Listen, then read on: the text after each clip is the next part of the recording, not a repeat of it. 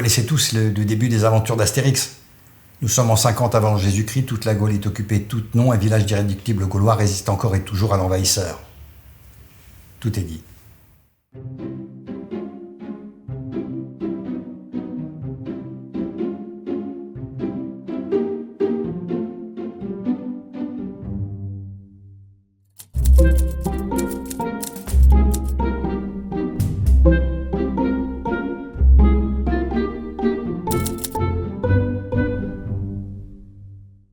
René Goscinny était un homme timide, fragile, dont la famille n'a pas été épargnée par les affres de l'occupation.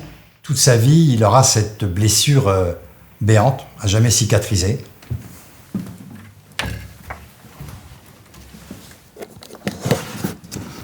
Alors ça, c'est le scénario numéro 1, le premier scénario des aventures d'Astérix pour l'album Astérix le Gaulois. Et ce qu'il y a d'intéressant, c'est que dans la case 1, la toute première case fondatrice d'Astérix le Gaulois, il est écrit dans le scénario « Des soldats romains marchant en rang, on peut ne voir que leurs jambes, comme dans les documentaires montrant les Allemands entrant en France. » Je crois que ça dit tout de ce que sont les aventures d'Astérix, qui résistent encore et toujours à l'envahisseur. Et on voit la case qui est dessinée par Albert Uderzo, fidèle au scénario de René Goscinny. On voit les légions romaines au pas cadencé.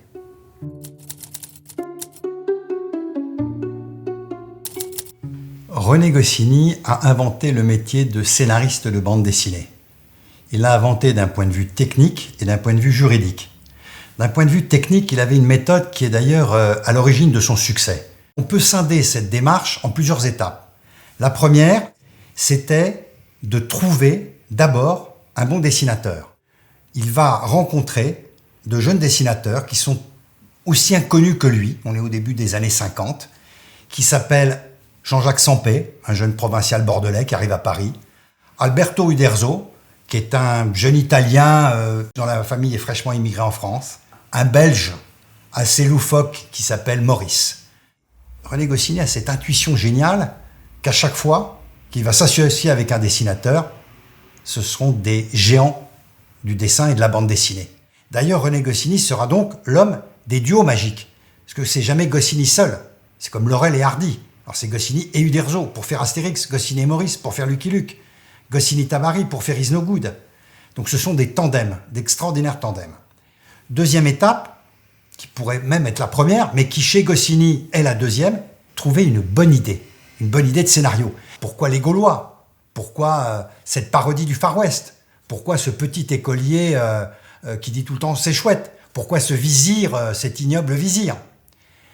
Une fois qu'il a l'idée, il va en parler avec son dessinateur, mais la deuxième étape, c'est la documentation.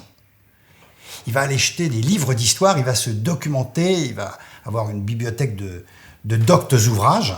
Par exemple, pour Astérix, la première chose qu'il fait, avant de trouver un gag ou quoi que ce soit, c'est d'acheter La guerre des Gaules de Jules César. Il se nourrit de la grande histoire pour en faire une parodie et un pastiche. Mais il a besoin de ce cadre historique, je dirais rigide, au sens où il ne s'autorise aucune erreur historique. Après avoir trouvé une idée, il y a ce que j'appelle la prise de notes. Mais il a une petite feuille, toujours de papier à carreaux, sur lequel il va prendre quelques anecdotes, quelques détails de la petite histoire de la grande histoire. C'est le ressort des gags qu'il va trouver. Une fois qu'il a pris ses notes, il écrit, première étape d'écriture, un synopsis. Et là, ça se lit comme un roman. C'est 44 paragraphes d'une traite. Et ce qui est intéressant, c'est que ça se lit au sens où il écrit toute l'histoire de A à Z. Toutes les planches, toutes les scènes, tous les décors, tout est écrit. Et ça pourrait presque être publié comme un récit. Ça, il va le donner au dessinateur. Et ça permet au dessinateur de se constituer, pour le coup, lui, une documentation iconographique. Parce que le dessinateur aussi, il va falloir qu'il mette en scène les temples romains, les temples grecs, les batailles, les uniformes, etc. Et pendant que le dessinateur donc constitue son iconographie, Goscinny écrit le scénario. Donc vous voyez, le scénario, c'est la dernière étape d'un processus. Qu'est-ce que c'est que le scénario? C'est la prise en compte de ce synopsis, de cette histoire, alors là qu'il va découper comme un scénario de cinéma.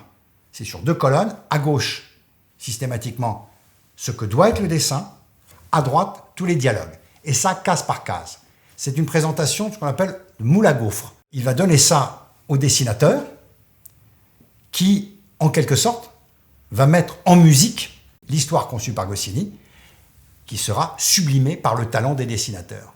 Et la relation de Goscinny avec le dessinateur est très intéressante, c'est parce que Goscinny sait comment, par exemple, Uderzo va dessiner, donc il conçoit la scène en fonction du talent, des compétences qui sont immenses chez Uderzo.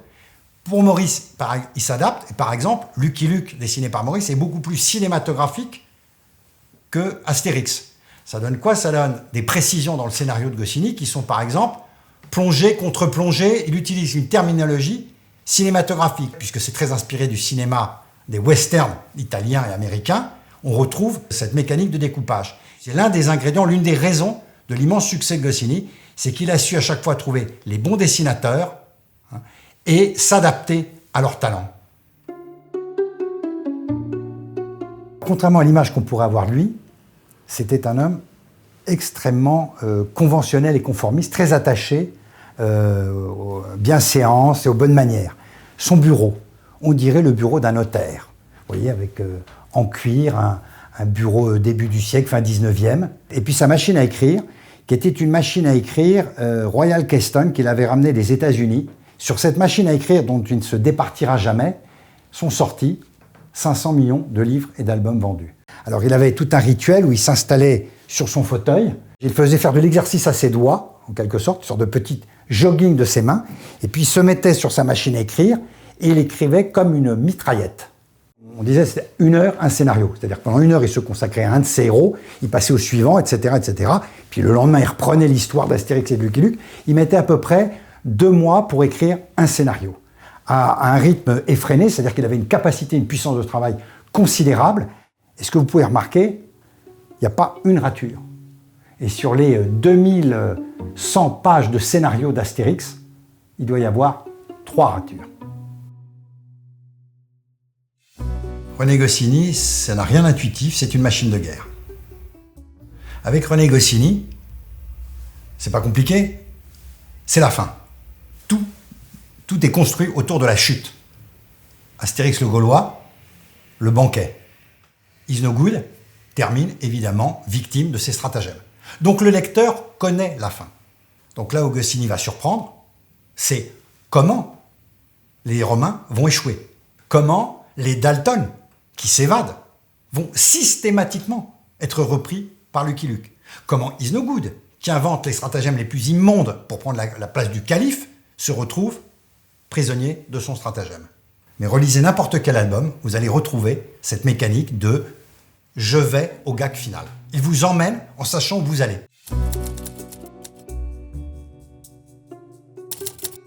Là, vous avez une pièce maîtresse, c'est l'acte de naissance d'Astérix.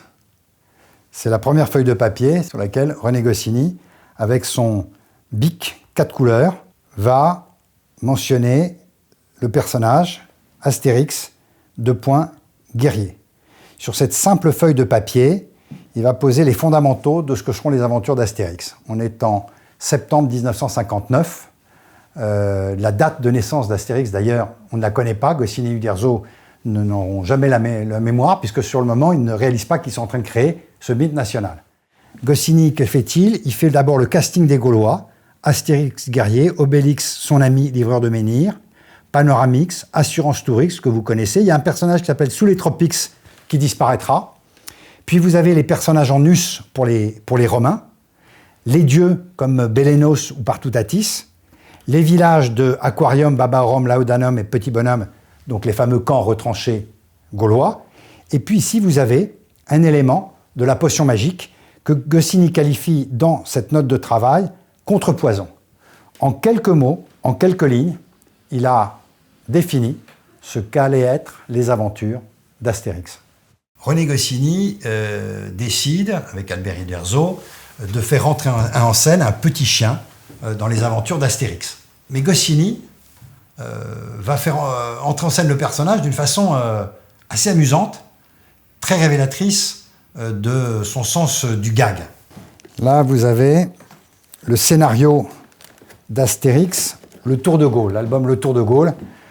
René Goscinny écrit « Ils entrent, Astérix et Obélix, tous deux dans une boutique à l'enseigne charcuterie en alimentation.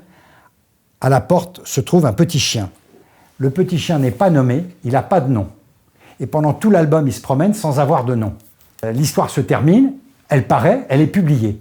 Et les lecteurs d'Astérix n'ont vu que ça, ce petit chien qui était une petite ponctuation. Et c'était un gag qu'avait imaginé Goscinny en se disant « Est-ce que les lecteurs l'ont vu ?» Ils n'ont vu que ça. Ça a été un déferlement de courrier. Du coup, Goscinny s'est dit, en accord avec Uderzo, on va faire un concours et demander aux lecteurs de choisir le nom, de proposer un nom pour ce petit chien. Et 4 lecteurs en proposeront le nom d'Idéfix. Donc le petit chien Idéfix est le seul personnage des aventures d'Astérix qui n'a pas été nommé par René Goscinny.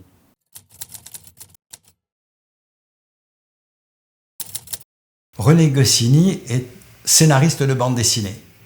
Mais vous savez, il existe une rue René Goscinny à Paris, dans le 13e arrondissement, à côté de la BNF. C'est d'ailleurs le seul auteur de bande dessinée qui a droit à une plaque de rue.